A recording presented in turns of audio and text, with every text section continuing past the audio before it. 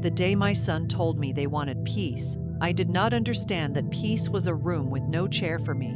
It was a Sunday afternoon. I remember because I had woken up early to make Daniel's favorite almond cake.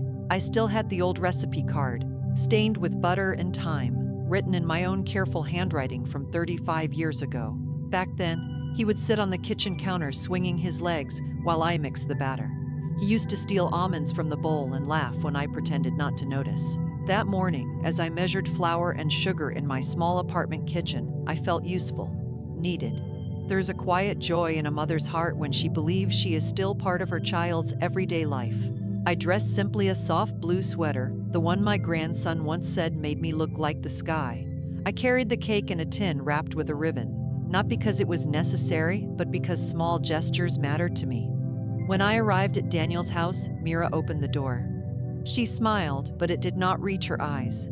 "Oh, you brought something," she said. "I always do," I replied lightly. "It's a habit I can't break." Daniel was in the dining room setting the table. He hugged me, but his embrace felt distracted. His hands patted my back instead of holding on. I noticed these things. Mothers always notice. We sat down for tea.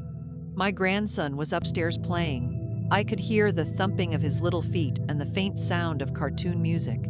That sound once meant I would be asked to help with homework or tie shoelaces or read a bedtime story. That day, no one called for me. The tea cooled untouched between us. The room felt tidy too tidy, as if something important had been arranged before I arrived. Daniel cleared his throat. "Mom," he began. "There is something about the way a child says mom when they are about to disappoint you. It carries hesitation. It carries distance." "Yes, darling," I said, folding my hands in my lap. He looked at Mira before looking at me. That was the first crack in my heart. "We've been thinking," he continued, "about the house, about the atmosphere." Atmosphere, such a strange word for a home. I nodded slowly. "Is something wrong?" Mira spoke this time, her voice gentle but careful. "It's just that sometimes things feel tense. We want our home to feel peaceful." I smiled without understanding. "Of course, every home should." Daniel inhaled deeply. "We feel that maybe some boundaries would help." Boundaries. I had never considered myself someone who crossed them. I cooked when Mira was tired. I folded laundry if I saw it piled up. I picked up my grandson from school twice a week. I offered advice only when asked, or so I believed. "What kind of boundaries?" I asked softly. Mira's fingers tightened around her teacup. "Maybe fewer visits, maybe calling before coming, and maybe taking a break for a while." A break. The word echoed in my chest. "For how long?" I asked. Daniel did not answer immediately. "Just until things settle. We need peace, Mom." There it was again. Peace. I looked at their faces. They were not angry. They were not cruel. They looked relieved to be saying it. And that hurt more. "I never meant to disturb your peace," I said quietly. "You didn't mean to," Mira replied quickly. "It's just small things, comments about how we raise him, rearranging the kitchen, comparing things to how you used to do them." I opened my mouth to defend myself, but something stopped me. Had I said those things? Perhaps lightly, perhaps jokingly, perhaps in ways I thought were harmless. "When you say, 'In my time we did it this way,' it feels like we're being judged," Mira continued. Judged. I had spent my whole life trying not to judge anyone. I survived my own mistakes. I forgave my husband's silences. I learned to accept the world changing around me. And now, without realizing, I had become the uncomfortable reminder of another era. "I only wanted to help," I whispered. Daniel reached for my hand. His grip was warm but uncertain. "We know. We just need space. We need to feel like this is our home. Our home." I suddenly felt like a visitor in a place I once helped build. I remembered the years Daniel and I lived in a small apartment with peeling paint. The nights I stayed up sewing his school costumes. The mornings I woke before sunrise to pack his lunches. I remembered promising myself that one day he would have a bigger house, a calmer life. He had that now. and somehow I had become the disruption. "I understand," I said, even though I didn't. There is a particular kind of silence that fills a room when something irreversible has been said. It is not loud. It does not shout. It simply settles over everything like dust. Mira stood up to clear the cups. Daniel avoided my eyes. I felt suddenly old. Not in my body, but in my place in their world. "Does this mean I shouldn't come next Sunday?" I asked gently.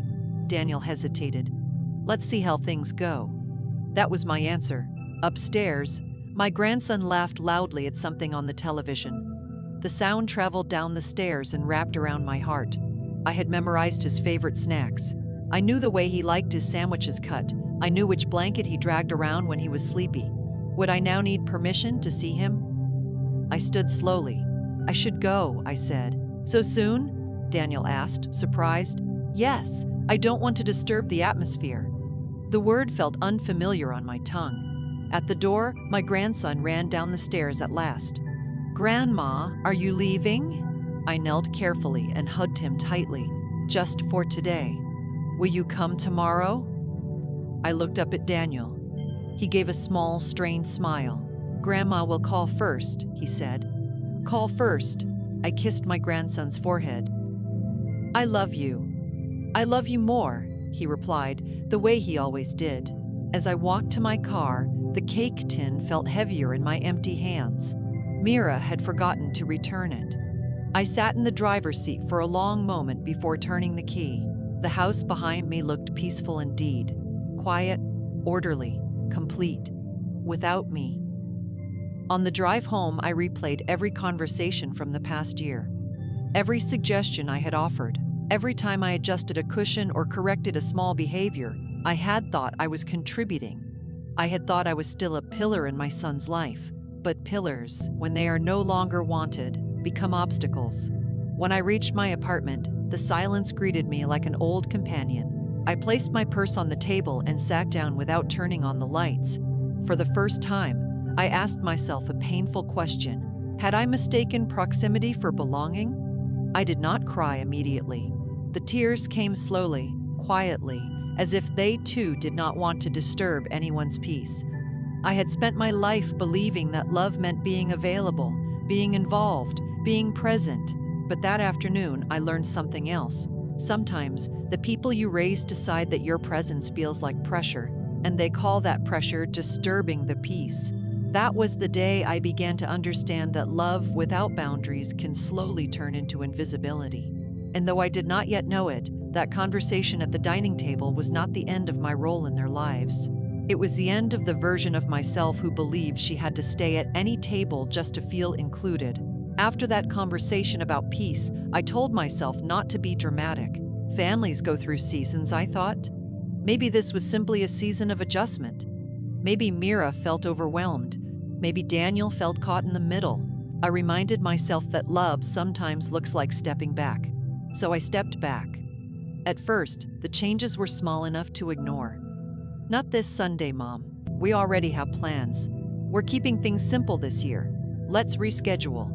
Each sentence sounded reasonable on its own, but together they built something invisible between us, a wall made of polite excuses. I tried to be understanding. I stopped bringing over groceries. I stopped reorganizing their kitchen drawers when I noticed things out of place. I stopped offering advice, even when I saw my grandson struggling with homework the way Daniel once had. I wanted to prove I could be peaceful too. But peace, I began to understand, is not something you can perform your way into. Weeks passed. One afternoon, I was folding laundry when my phone buzzed. It was a neighbor of theirs whom I still kept in touch with. She sent me a cheerful message. "Saw Daniel's birthday party pictures. What a lovely celebration." Birthday party? My hands froze around the towel. Daniel's birthday had been 3 days ago. I had called him that morning. He told me they were keeping it low-key. Just cake at home. I opened social media slowly, almost afraid of what I might find. There they were. Photographs of a long dining table filled with food. Mira's parents smiling brightly. Friends gathered around. Balloons. A banner that read, "Happy 40th, Daniel." My grandson grinning in the center. And me absent. I stared at the pictures for a long time, not because I was angry, but because I was trying to understand. Why lie? If they didn't want me there, they could have simply said so. I am old enough to hear the truth. What hurt was not the exclusion, it was the careful editing of reality. I realized something uncomfortable that day. They didn't just want space. They wanted a version of family that did not include the complications I represented. I represented history, opinions, memory. I represented Daniel's childhood, his struggles, the sacrifices his father and I made. I represented a time before Mira, before their new life, and perhaps that felt heavy. A week later, I decided to visit with a cake. It was Daniel's favorite almond with a thin layer of honey glaze. I had made it every year since he turned 10. Even when he moved away for college, I mailed him a small one in a tin box. I didn't call ahead. A small, hopeful part of me thought surprise might soften things. As I approached their house, I noticed extra cars in the driveway. Laughter drifted through the open window. Music played softly inside. I hesitated. Then I knocked. The laughter paused. There's a particular silence that follows an unexpected knock. It is not confusion. It is calculation. Mira opened the door halfway. She looked beautiful, dressed in a soft blue outfit I hadn't seen before. "Oh," she said, her voice light but tight. "You should have called." I smiled and held up the cake. I was in the area. That was a small lie. I had taken a taxi across town. She stepped slightly outside, keeping her body between me and the doorway. "We're having a small family day," she said gently. Small family. The words settled in my chest. From where I stood, I could see Mira's parents seated comfortably in the living room. Her mother waved politely. Her father avoided eye contact. My grandson ran toward the door. "Grandma!" His voice was pure joy. But Mira touched his shoulder. "Go finish your game, sweetheart." He looked confused, then obediently turned back. I handed her the cake. "Of course, I won't stay." She took it. "Thank you." The door closed softly. Not slammed. Not rude. Just closed. I stood there for a moment longer than I should have, long enough to hear laughter resume, long enough to know that the interruption had passed. As I walked back to the taxi, I felt something shift inside me. It wasn't rage. It was recognition. I had mistaken tolerance for belonging. That evening, I sat alone at my dining table. The chair across from me was empty, just as it had been since my husband passed, but that emptiness felt different now. It was no longer the natural loneliness of widowhood. It was chosen distance. Over the next few months, I observed quietly. Mira's parents visited often. They traveled together. They were in photos at school events, soccer games, holiday dinners.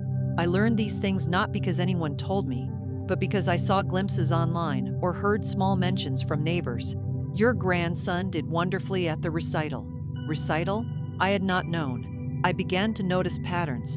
When I called, Daniel sounded rushed. When I offered to help, he declined quickly. When I suggested visiting, there was always a reason to postpone. But if I said nothing, days would pass in silence. One afternoon, Daniel finally admitted something without realizing it. "We're just trying to keep things balanced," he said during a short phone call. Balanced. I understood then. Mira felt comfortable with her parents' presence. They blended easily into her routines. They did not question her parenting. They did not carry stories from before. I, however, was a reminder of Daniel's first life, the one shaped by me. And balance, in their definition, meant reducing what made them uncomfortable. I began asking myself difficult questions. Had I overstepped in the past? Perhaps. I had rearranged their pantry once. I had corrected my grandson's manners at the dinner table. I had expressed concern when Daniel worked too many hours. But were those crimes? Or were they the natural instincts of a mother who never stopped caring? The more I reflected, the clearer it became. My presence was not loud. It was simply inconvenient. I represented emotional accountability, and some people prefer peace that avoids that. One evening, as I watered the small plants on my balcony, my phone rang. It was my grandson. "Grandma, why don't you come anymore?" Children ask the questions adults are too careful to speak. I swallowed gently. "I'm giving your parents some space, sweetheart." He was quiet for a moment. "Did you do something wrong?" That question pierced me more deeply than anything else. No, I said firmly but softly, and neither did you. After we hung up, I sat there in the fading sunlight and let the truth settle. I had not done something wrong. I had simply stayed the same while their definition of family changed. Peace in their home meant smoothness, agreement, no tension, no reminders of the past, no subtle guilt. I did not shout. I did not criticize harshly, but my very existence carried history, and history is not always convenient for people trying to build a polished present. That was when my grief changed shape. It stopped being confusion. It became clarity. I stopped dropping by. I stopped checking social media. I stopped waiting for invitations that may or may not come. Not because I stopped loving them, but because I began loving myself enough to step away from closed doors. The rooms they called peaceful were not made for me anymore. And slowly, painfully, I began to understand. Sometimes the most painful betrayal is not being attacked, it is being quietly edited out. And the quiet can be louder than any argument. I stopped calling, not to punish them, not to test them, not even to make a point. I stopped calling because every time the phone rang, unanswered, something inside me grew smaller. For 68 years of my life, I had believed that love meant reaching first, apologizing first, adjusting first. A mother smooths rough edges. A mother absorbs discomfort. A mother makes herself softer so others can feel stronger. But silence has a way of revealing what noise hides. The first Sunday I didn't call Daniel, my hands trembled. Sunday had always been our day. I would ask about his week, remind him to rest, listen to Mira in the background correcting something small, how I pronounced a word, how I remembered a story differently. That Sunday I made tea and sat by the window instead. The clock ticked loudly. The building across the street reflected pale afternoon light. I waited without admitting I was waiting. Surely he would notice. Surely he would call. He didn't. That was when the truth began to unfold. Not dramatically, not cruelly, but steadily. Like a curtain being pulled back one careful inch at a time. Weeks passed.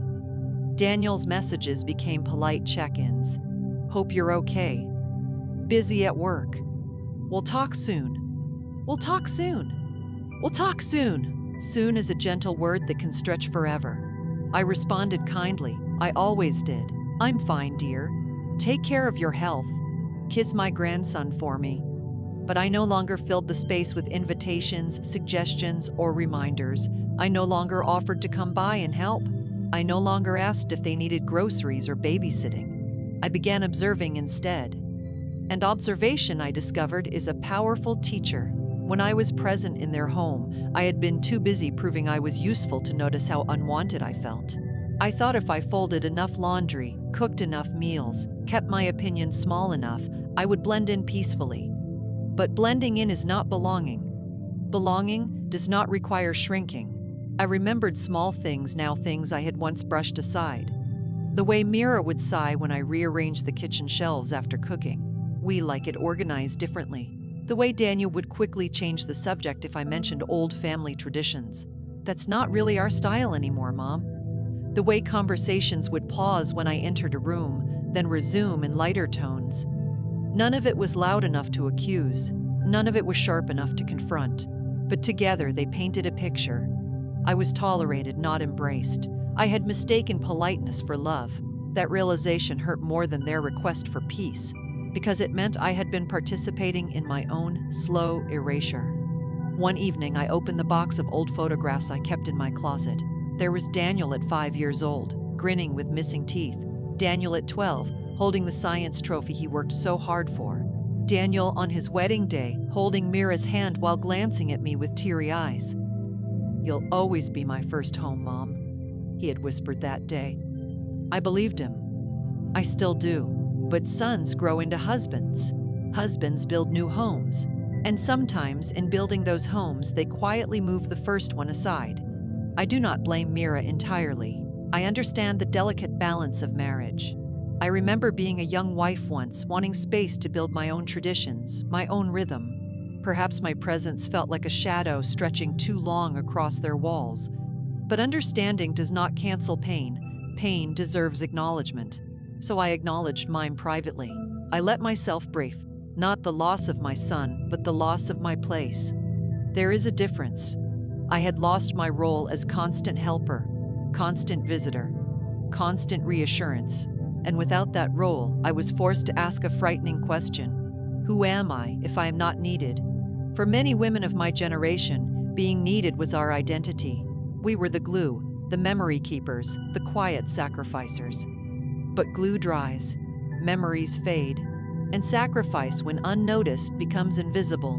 In the stillness of my apartment, I began to rediscover parts of myself I had ignored for years. I rearranged my living room, not to suit anyone else's taste but my own. I placed my late husband's armchair by the window and sat there each morning with a book. I planted basil and mint on the balcony and watched them grow slowly, stubbornly toward the sun. Growth does not ask for permission. It simply leans toward light. I joined a small reading circle at the community center. The first day, I almost didn't go. I worried I would feel old, out of place. Instead, I found laughter. There was Farah, who spoke too loudly and loved mystery novels. There was Mrs. D'Souza, who brought homemade biscuits and corrected everyone's grammar with playful pride. They didn't see me as someone's mother. They saw me as me, and that felt strangely new. Around that time, I scheduled an appointment with a lawyer. The decision came not from anger, but from awakening. For years, my will had been simple. Everything to Daniel. It felt natural, automatic. That's what parents do. We build so our children can inherit. But as I sat in the lawyer's quiet office, I felt a calm clarity settle over me. "Do you wish to make any changes?" he asked. I hesitated, not because I was unsure, but because I was letting go of an old reflex. "Yes," I said finally. I did not remove Daniel entirely. I am his mother. Love does not disappear because respect wavers, but I redistributed my intentions. I established a small scholarship in my late husband's name for girls in our town who struggled to afford education. He had always believed in giving quietly. I placed money in a protected account for my grandson's future, ensuring it would reach him directly, without conditions or conflict. And I allocated a generous portion for my own care and comfort. For the first time, I considered myself worthy of security. When I signed the documents, my hands did not shake. I did not feel bitterness. I felt alignment. For decades, I had lived reactively, responding to others' needs, adjusting to others' emotions. Now, I was living intentionally. Silence had stripped away illusion. It showed me that love without boundaries becomes dependency, that generosity without acknowledgement becomes expectation, that presence without respect becomes intrusion. I was no longer willing to be an uninvited guest in my own son's life. If they wanted peace, I would honor that. But I would not translate peace as disappear. Instead, I redefined it. Peace, for me, became waking up without waiting for a message. Peace became cooking a meal without imagining whether it would be appreciated. Peace became enjoying my grandson's occasional visits without measuring their frequency. Peace became understanding that my worth does not decrease when someone distances themselves. One afternoon, as I watered my balcony plants, my phone buzzed. A photo. My grandson smiling at the park, no caption, no explanation, just the image. I smiled too, not because I mistook it for reconciliation, but because I no longer needed it to be one. Silence had given me something precious, perspective. It taught me that chasing affection often pushes it further away. It taught me that dignity is quiet but powerful. It taught me that stepping back is not losing it, is choosing yourself. And most importantly, it taught me this: if I had to shrink to maintain peace, then that peace was never meant for me. So I stood upright instead. Not loudly, not dramatically, just fully. And in that fullness, I found something I had not felt in a long time. Stability, not the kind that depends on someone else's invitation, but the kind that grows from within. Silence did not make me lonely. It made me aware. Aware of my limits, aware of my value, aware that love, to survive, must include respect. And from that awareness, a new version of me quietly began to rise, not wounded, not bitter, but wise. Nearly a year after that conversation at their dining table, Daniel knocked on my door. I knew it was him before I opened it. A mother always recognizes the rhythm of her child's presence. It's something deeper than sound, it's memory. When I opened the door, he looked thinner, not physically fragile, just worn in a way that life wears people down when they are carrying things they haven't named. "Hi, Mom." "Hello, Daniel," I said, stepping aside to let him in. My apartment was small, but it was warm. The late afternoon sun spilled through the curtains and rested softly on the bookshelf I had finally organized the way I liked. The herbs on the balcony swayed gently in the breeze. The place felt like me now, no longer temporary, no longer waiting. He sat on the sofa and looked around. "You've changed it," he said. "Yes," I smiled. "I have." He nodded slowly, as if that answer meant more than the furniture arrangement. For a few moments, neither of us spoke. Silence used to make me anxious. I used to rush to fill it with reassurance, apologies, comfort. Now I let it breathe. Finally, he cleared his throat. "Mom, we feel like you've pulled away." The words were careful, neutral, but behind them was something unsettled. I folded my hands in my lap. "I thought you wanted peace." He looked down at the floor. "That's not what we meant." I studied him gently. "Then what did you mean, Daniel?" He hesitated. Things felt tense. Mira felt judged sometimes. She thought you didn't approve of how we did things. We just wanted less stress in the house. I nodded slowly. I had replayed those words many nights in my mind. "I never judged her," I said softly. "But I am from a different generation. I have opinions. I speak honestly. That doesn't mean I meant harm." "I know," he said quickly, "but sometimes it felt like you were correcting things, or comparing."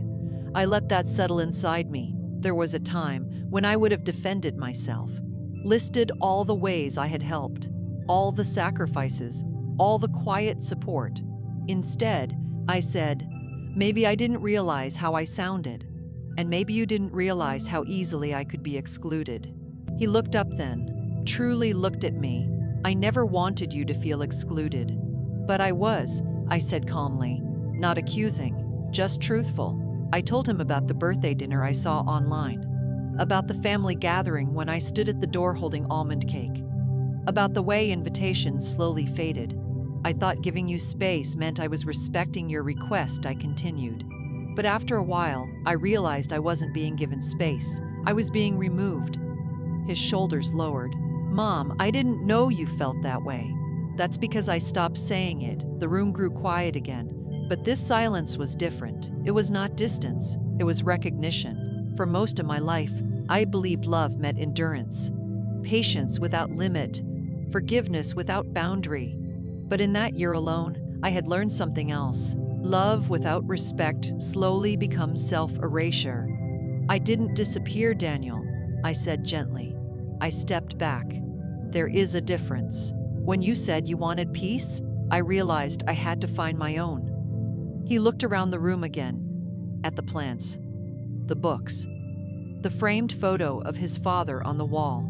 "You seem different," he said. "I am." I told him about the reading group I joined, how nervous I was the first day, how I almost didn't speak, but then shared a thought about a character who forgave too easily, and the women around the table nodded as if they understood something about me without me explaining it. I told him about planting basil and mint and how watching something grow under my care reminded me that I still had purpose. I told him about reconnecting with my friend Salma, how we laugh loudly without worrying if we are too much. I did not mention the will. That was not a weapon. It was not a lesson for him. It was simply a decision born of clarity. "Mom," Daniel said quietly, "Mira never wanted to push you away. She just felt insecure sometimes. She thought you saw her as not good enough." I absorbed that slowly. "I never thought she wasn't good enough," I replied. "But I may have made her feel compared, and comparison is a heavy thing." He nodded. "But insecurity," I added softly, "is not solved by removing someone else." That landed. He ran a hand through his hair. "I think we handled it poorly." "Yes," I said, not unkindly. "You did." There was no anger in my voice, just truth. And something shifted in him when I said it without shouting. For the first time in our lives, I was not speaking as a mother protecting her child from discomfort. I was speaking as a woman protecting her own dignity. I will always love you, I continued. That will never change, but I will not beg to belong in my own family. His eyes filled not dramatically, but with something fragile. I never thought of it like that. I know, I said. That was the problem. We sat together for a long time after that. He told me work had been stressful, that financial pressure had made him irritable, that Mira's parents had been helping more, and it had felt easier to lean into that support. I guess it was simpler, he admitted. They don't question anything. I smiled slightly. Peace that requires silence is not peace, it's avoidance. He exhaled slowly. I don't want you to feel like you're walking on eggshells around us, he said. I won't, I replied. If I ever feel unwelcome again, I simply won't stay. He blinked, surprised. That's new, he said. Yes, I smiled. It is. When he stood to leave, he hugged me longer than usual. Not out of guilt, but out of awareness. As the door closed behind him, I did not collapse into tears. I did not replay every word. I made myself tea and stepped onto the balcony. The sky was turning soft shades of orange and lavender. The world was quiet in that gentle evening way that feels like forgiveness. In the weeks that followed, invitations returned. Not perfectly, not instantly warm, but different. When I visited, I observed more than I spoke. I offered help only when asked. I left before I felt tension rise. And something surprising happened. Respect grew in the space where desperation once lived. Mira began asking for my recipes, not out of politeness, but curiosity. My grandson started calling me to tell me about school without being prompted. Daniel listened more carefully when I spoke, because I was no longer chasing approval. I was choosing participation. There is power in that difference. One Sunday, after dinner at their house, Mira walked me to the door. I hope you know, she said quietly. I never meant to hurt you.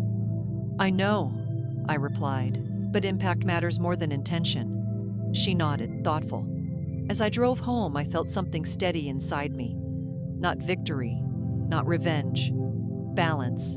The peace they once asked for had been about comfort, about smoothing tension by removing the person who represented difference. But the peace I found was deeper.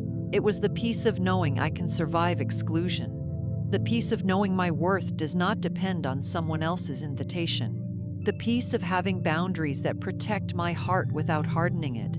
I still love my son fiercely. That will never change, but I no longer wrap my identity around being needed. If they call, I answer. If they don't, I continue living. Because my life is not a waiting room. It is a home. And in that home, there is space for love, but not at the cost of self-respect. That is the peace I found, and this time it includes me.